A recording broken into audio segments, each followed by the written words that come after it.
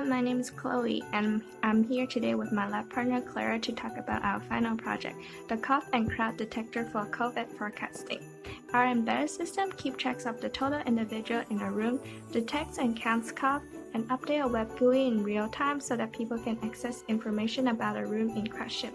Research done by University of Massachusetts supports that cough and crowd monitoring is extremely useful in predicting the spread of respiratory diseases. If our systems are used in today's school and university building, the data will be extremely useful to predict and limit the spread of COVID-19. Hi everyone, I'm Clara. We decided to implement our system with a Raspberry Pi, a 4-microphone array, and a Pi cam.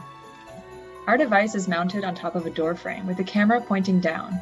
Our people counter works by analyzing the video stream and subtracting out the background to obtain a mask of moving objects. Then it identifies contours of the size of an average human and tracks them as they move through the door frame. It classifies whether they are moving up or down by seeing which of two threshold lines they cross first. Our cough detector is a neural network model that was built using the platform Edge Impulse. We trained our model using recorded cough and not coughing audio and deployed it onto the Raspberry Pi as a C++ library. We then recorded 2 seconds of audio at a time, retrieved the average raw features across the 4 channels, fed it into our neural network model, and obtained the probability of there being a cough. Both our people counter and our cough detector updated a log file every 3.14 seconds. We then launched a web GUI using Adafruit.io and wrote a script to read these 2 log files every 5 seconds and update the web GUI to obtain a live feed of the coughs and the people in the room. Our device works very well and was able to very accurately count coughs and people walking in the room. Some obstacles we faced were that the model needed to be retrained every time we changed the setup or the environment, and also we had very limited resources when we had to record audio to train the model.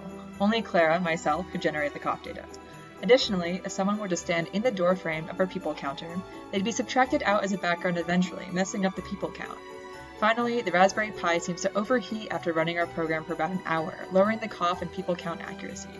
Our next steps would be to include a permanent setup for our system, building a model using several weeks' worth of audio data with diverse environments and cough types, and investigating using external hardware for increased computational power.